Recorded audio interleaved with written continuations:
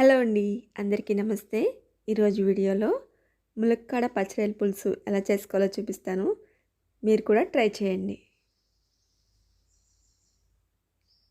ఇప్పుడు ముందుగా ఒక హాఫ్ కేజీ పచ్చిరొయ్యలు తీసుకొని నీట్గా వాష్ చేసేసి పెట్టుకున్నానండి. ఇలా పైనుంచి కూడా నీట్గా క్లీన్ చేసేసి పెట్టుకున్నాను, డస్ట్ అది లేకుండా. తర్వాత ఒక 2 మునక్కాయలు కట్ చేసి పెట్టుకున్నా, అలాగే 2 టమాటాలు కట్ చేసుకున్నాను, ఒక 2 ఆనియన్స్ కట్ చేసి పెట్టుకున్నాను, అలాగే ఒక 4-5 పచ్చిమిర్చి. మనం పులుసు పెట్టుకుంటున్నాం కదా, దానికోసం చింతపండు పులుసు పెట్టుకున్నాను నానబెట్టుకొని. ఒక పెద్ద నిమ్మకాయ సైజ్ అంతా వేసుకున్నాను నేను.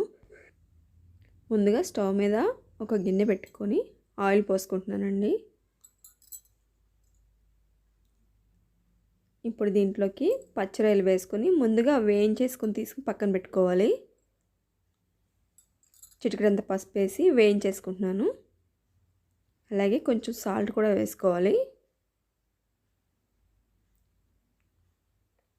ఒక 1/2 టేబుల్ స్పూన్ వరకు సాల్ట్ వేసి ఈ పచ్చిరొయ్యలన్నీ బాగా వేయించేసి తీసేసుకుందాం.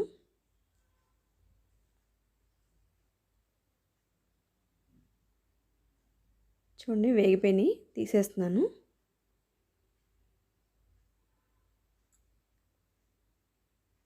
ఇలా తీసేసుకున్న తర్వాత మనం కట్ చేసి పెట్టుకున్న ఆనియన్స్, పచ్చిమిర్చి అవన్నీ వేస్తున్నాను.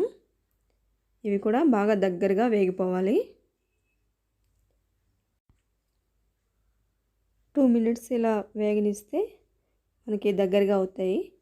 చూడండి, ఇలా ఉన్నప్పుడు మనం అల్లం పేస్ట్ వేసుకుందామండి. దీంట్లోకి 1 స్పూను అల్లం వెల్లుల్లి పేస్ట్ వేస్తున్నాను. దీన్ని కూడా బాగా పచ్చివాసన పోయేంత వరకు వేయించేసుకోవాలి.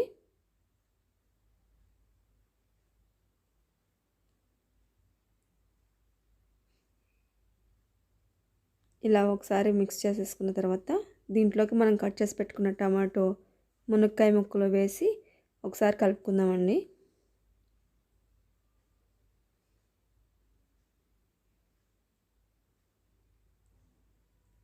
ఇలా మునక్కాయలు కూడా వేసేసాక ఒకసారి బాగా మిక్స్ చేసేసుకొని ఒక 5 మినిట్స్ ఉడకనివ్వాలండి మూత పెట్టుకొని. ఎందుకంటే మునక్కాయలు కొంచెం పచ్చిగా ఉంటాయి కదా, ఆ స్మెల్ పోయేంత వరకు బాగా ఆయిల్లో కుక్ చేసుకోవాలి.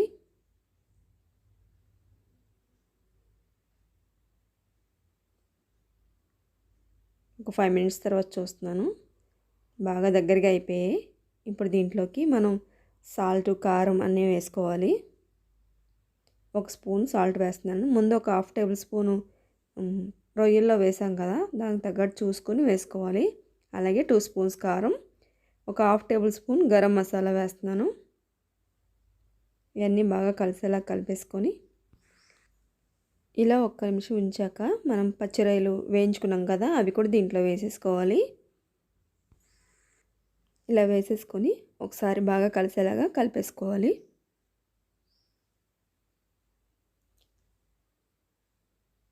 ఇప్పుడు ఒక 5 మినిట్స్ మూత పెట్టుకుందామండి. పచ్చిరొయ్యలకు కూడా కారం అవన్నీ పట్టాలి కదా. చూడండి, ఒక 5 మినిట్స్ తర్వాత చూపిస్తున్నాను మీకు. ఇలా అంతా దగ్గరగా అయ్యాయి కదా. ఇప్పుడు మనం ముందుగా చింతపండు పులుసు తీసి పెట్టుకున్నాం కదా, అది వేసేసుకోవాలి ఇందులో. ఇప్పుడు ఒకసారి బాగా మిక్స్ చేసేసుకొని ఒక 5 మినిట్స్ మీడియం ఫ్లేమ్లో పెట్టి కుక్ చేసుకోవాలి. ఒక 5 మినిట్స్ తర్వాత చూద్దామండి.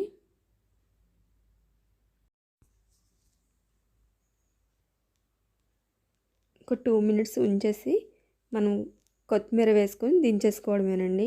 పులుసు రెడీ అయిపోయింది. మునక్కాయ పచ్చిరొయ్యల పులుసు మనకి రెడీ అయిపోయిందండి.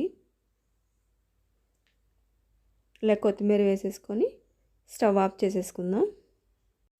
ఇప్పుడు ఒక బౌల్లోకి తీసేసుకుందాం. చూసారు కదా, మునక్కాయ పచ్చిరొయ్యల పులుసు ఎలా చేసుకోవాలో మీరు కూడా ట్రై చేయండి. చాలా బాగుంటుంది టేస్ట్. నా వీడియో కనుక మీకు నచ్చితే లైక్ చేయండి, నా ఛానల్ సబ్స్క్రైబ్ చేసుకోండి. Thank you for watching.